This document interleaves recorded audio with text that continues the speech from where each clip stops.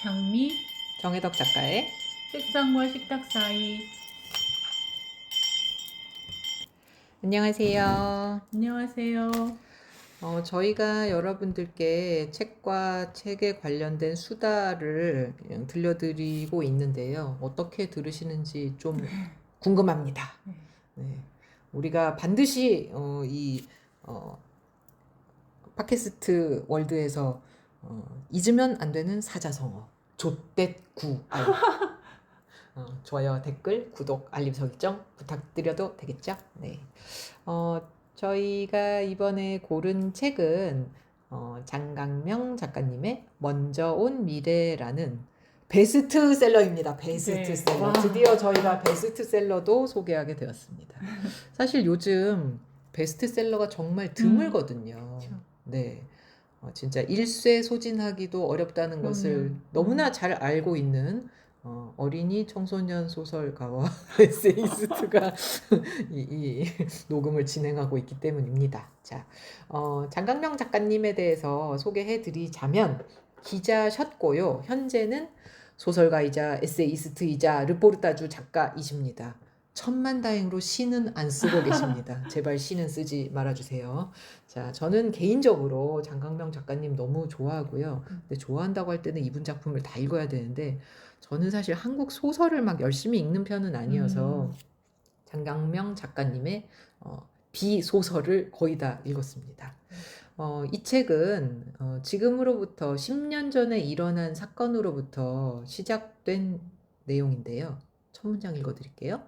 2016년 3월 10일 아침에 신문기자로부터 전화를 받았다. 그때 무슨 일이 있었느냐?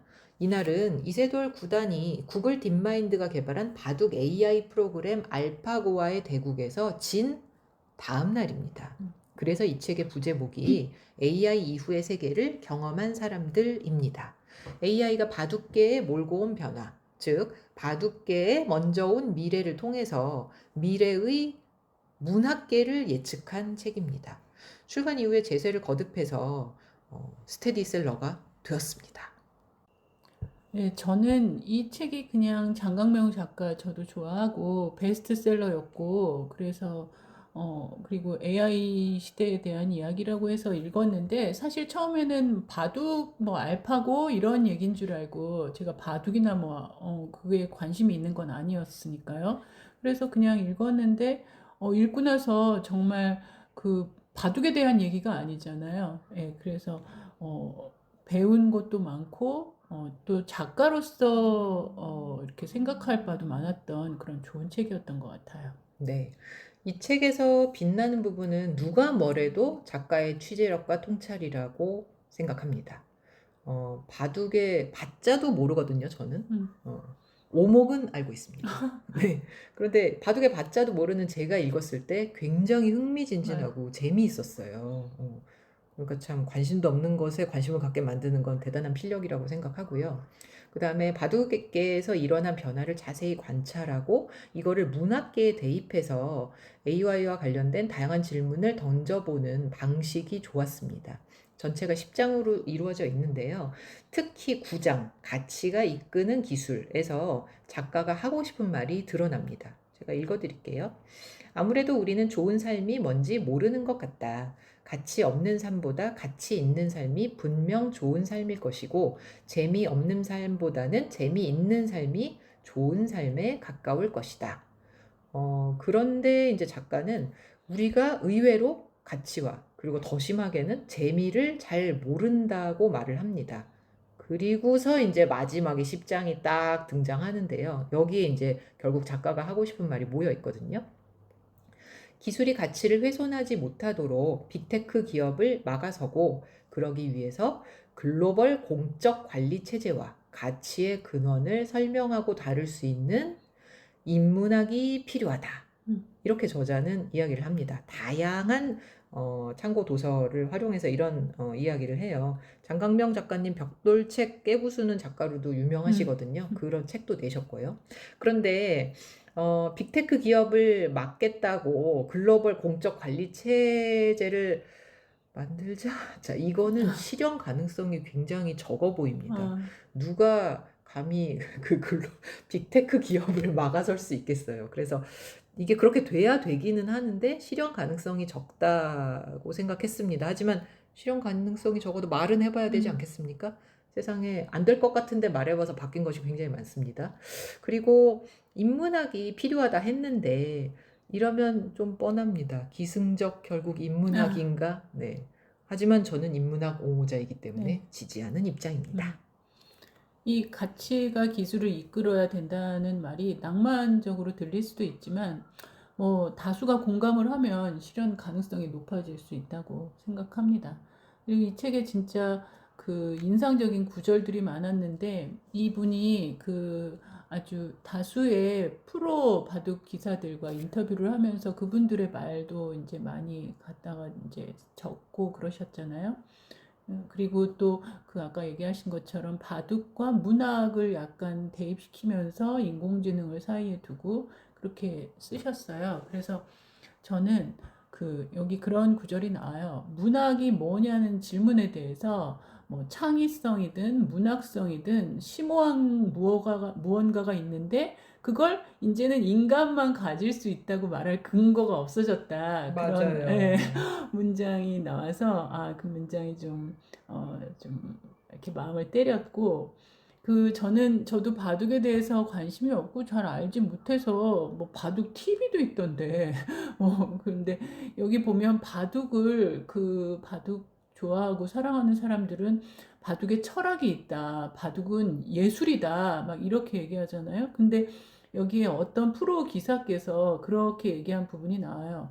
뭐 아름다운 바둑을 둔다거나 뭐 바둑에 철학이 있다 이런 말을 하지만 일단 이겨야 된다. 이기고 난 뒤에 고민할 일이기 때문에 AI를 습득해서 이기는 법을 배우는 게 중요하다라고 어떤 젊은 프로 기사가 이렇게 말을 했더라고요.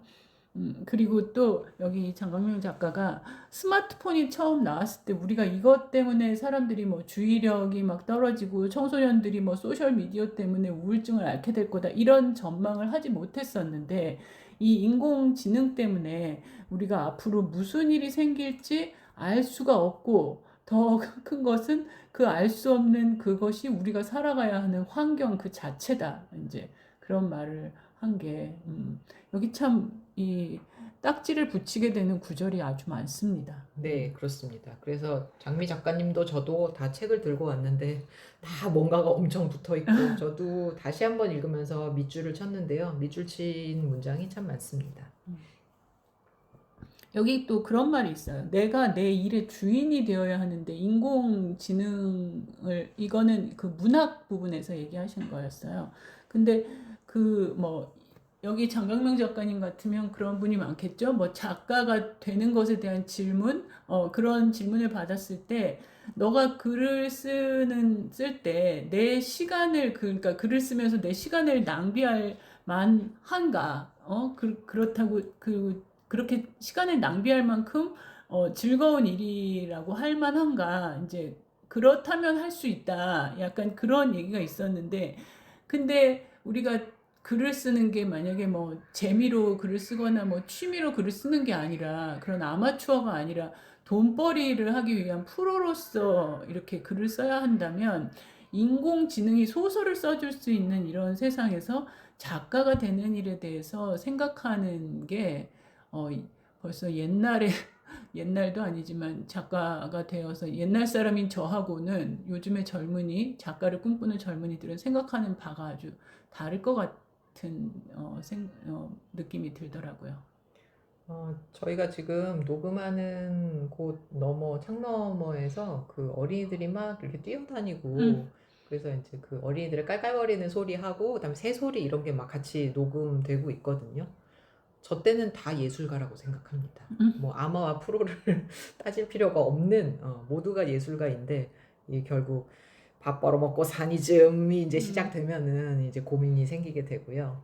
저는 에세이 작가로서 저의 감각을 사용해서 사물과 현상에 다가가고 그걸 글로 쓰는데요. 이걸 AI가 당장 할 수 있다는 생각은 안 듭니다. 그런데 이 로봇 기술이 고도로 발달해서 만약에 인간과 같은 감각을 로봇이 갖게 된다면. 근데 물론 이거는 엄청 걸릴 거라는 생각은 들어요. 그리고 엄청 걸릴까요? 엄청 걸릴 겁니다. 엄청 걸려야 됩니다. 제가 죽고 난 뒤에 되든지 말든지 일단 지금은 안 됩니다. 그래서 그 감각을 하는 로봇에 AI가 탑재된다. 이제 이러면 얘기가 달라지겠죠. 근데 약간 희망적으로 생각하자면 우리가 피부를 통해서 감각하게 되는데요. 이 피부는 사실 살아 있잖아요. 그래서 재생이 계속 되잖아요. 그러면 아무리 로봇 기술이 발전한다고 해도 뭐 거죽을 피부를 갖다 씌울 수는 있겠으나 그 피부가 재생될 수는 없잖아요. 근데 그 일단 만들어 놓은 그 피부로 무언가를 감각하는 건 가능할 것 같은데 그럼 그 피부는 닳아서 소모되고 그럼 뭐 거죽을 교체해야 되나? 하여튼 잘 모르겠습니다. 알고 싶지 않습니다. 하여튼 어쨌거나 바람이 막 휘몰아치는 차가운 겨울바다를 보면서 쓸쓸함과 공허감을 느낄 수 없을 것 같아요. 제 생각에는. 그 AI가 탑재된 로봇이. 근데 딥러닝을 시키면 느끼게 되겠죠. 왜냐하면은 이 문자로 표현된 영역은 이미 AI가 다 싹쓸이를 하고 있잖아요. 그리고 문학은 안타깝게도 문자로 하고 있잖아요. 다른 예술과 다르게.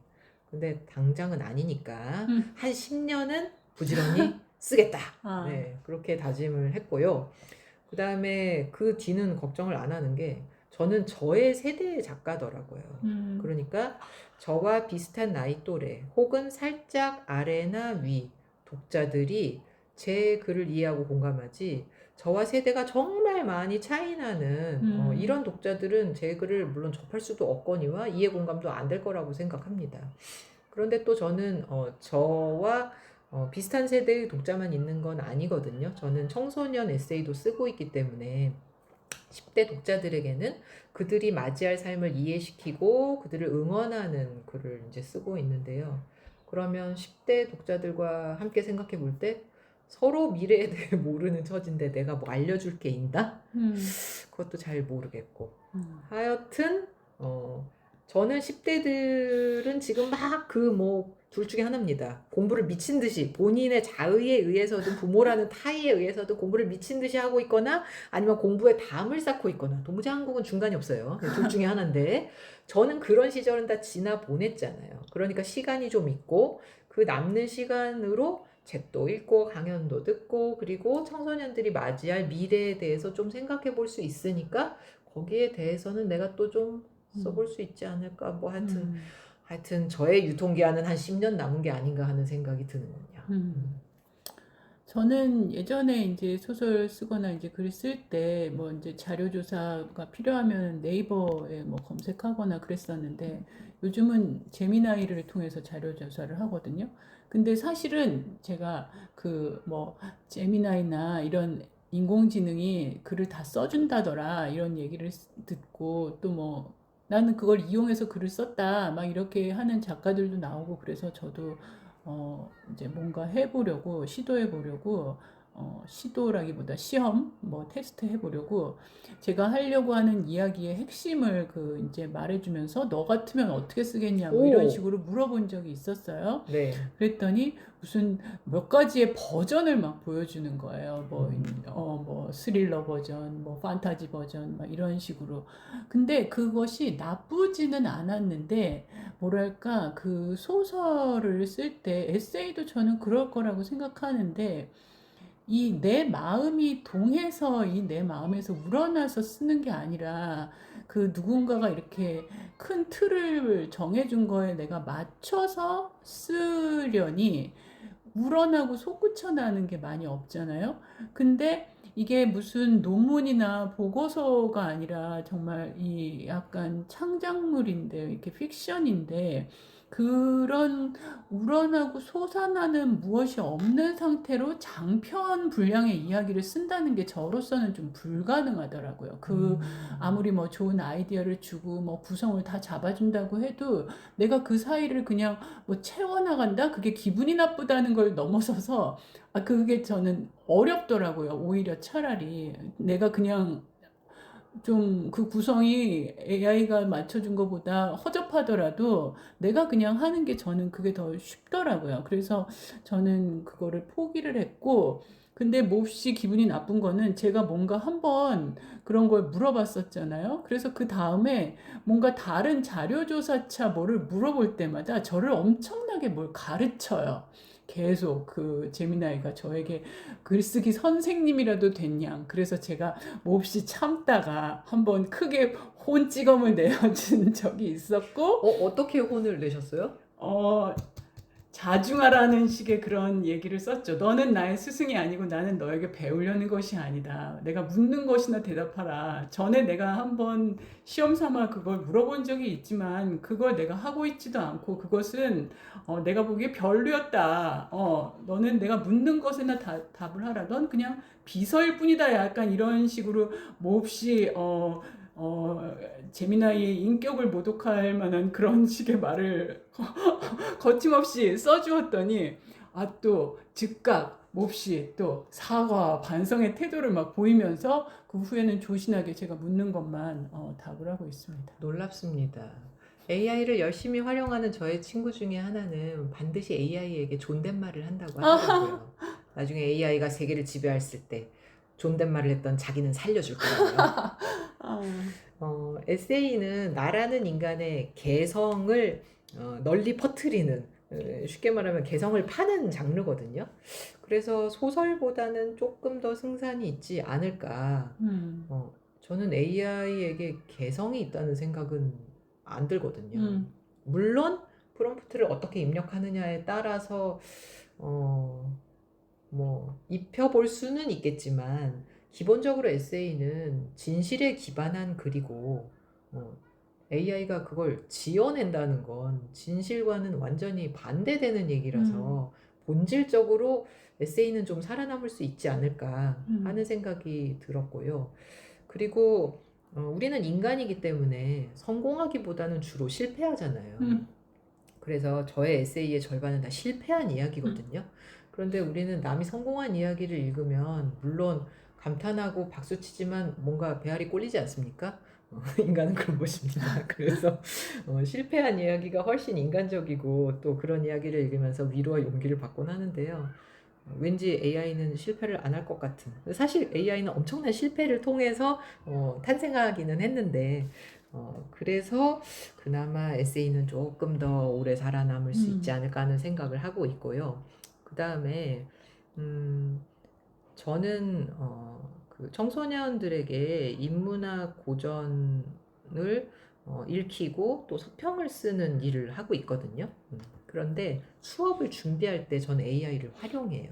네, 그래서 AI를 활용하면 굉장히 좋은 질문들을 만들 수가 있기 때문에 저는 열심히 활용하고요. 하지만 학생들에게는 절대 쓰지 말라고 합니다. 너희가 쥐뿔도 모르면서 어리버리하게 이 똑똑한 비서를 썼다가 주객이 전도될 수 있으니 너희들은 쓰지 말아라. 선생인 나만 쓰겠다. 이러고 있고요. 결국은 이제 도구를 활용하는 능력이 있어야 미래에는 이제 살아남을 수 있겠고요. 근데 저는 한 가지 좀 고민은 있어요. 글을 쓸 때 글에 비유를 많이 넣는 작가들이 있거든요. 저도 비유를 굉장히 좋아해요. 그런데 신박한 비유를 만드는 건 진짜 어렵거든요. 비유라는 거는 A하고 B가 전혀 관계가 없을 것 같은데 붙여놨을 때 진짜 놀라운 비유거든요. 근데 이게 정말 한계가 너무나 많습니다. 제가 그렇게 창의적인 인간이 아니라서 그런데요. 왠지 AI를 쓰면은 엄청 쉽게 될 것 같은 거예요. 그러니까 약간 악마의 유혹이랄까? 내가 AI를 사용해서 비유를 만든다면 그거는 윤리적으로 문제가 될까? 그런 생각은 해본 적이 있습니다. 얼마 전에 대전에 한 동물원에서 뭐 늑대가 탈출했다는 그런 이제 일이 있었잖아요. 그 사건이 뉴스에도 나오고 생각보다 그 늑대를 빨리 찾지 못해가지고 막 포털 사이트에서 늑대를 찾아야 한다, 뭐 죽이면 안 된다, 뭐 막 이런 얘기를 막 하면서 화제가 되었었는데 그 그 늑대 늑대 이름이 뭐였죠? 늑구예요. 아, 늑구. 늑구. 네. 그래서 늑구. 근데 늑구를 결국에 이제 찾아서 생포를 해서 동물원에 잘 돌려보냈어요. 그 기사가 나고 2주 후에, 바로 2주 후에 늑구의 꿈이라는 동화책이 나왔습니다. 장편 동화책. 네? 장편이요? 네, 단편도 아니고? 장편 동화책이 나왔는데 이제 검색 뭐 예스24나 뭐 검색해 보시면 찾을 수 있어요. 그런 동화책이 나왔는데 저도 동화책을 3권을 냈잖아요.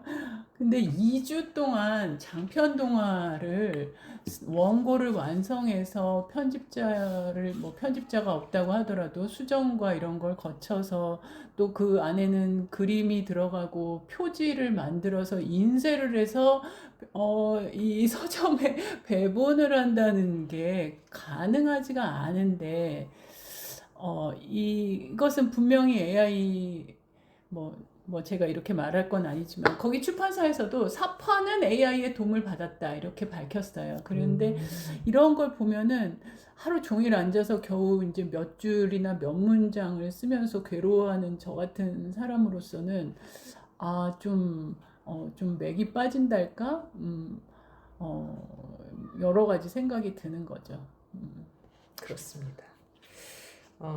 책의 마지막에 작가의 말이 붙어 있는데요. 그 작가의 말이 뜬금없이 아내 이야기로 시작이 됩니다. 네.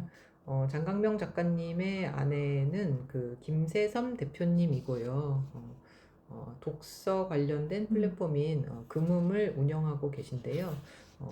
이 작가의 말에서 김세섬 대표님이 교모세포종이라는 그 질병에 걸려서 치료를 하고 있다는 이야기를 하고 있다고 지금 말씀드리고 있는데 책을 다시 보니 네, 정확하게 병명이 나와 있네요.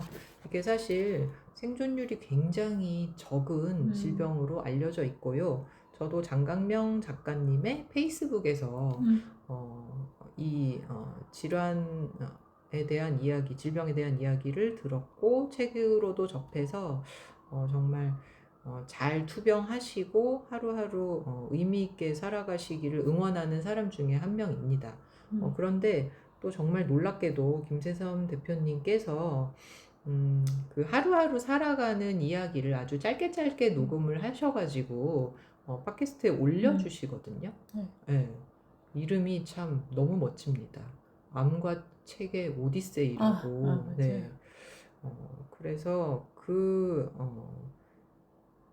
내용도 너무 좋고 질병과 죽음과 삶과 책과 이런 것들에 관련된 이야기를 들을 수 있어서 저에게도 굉장히 많이 자극이 되었고요.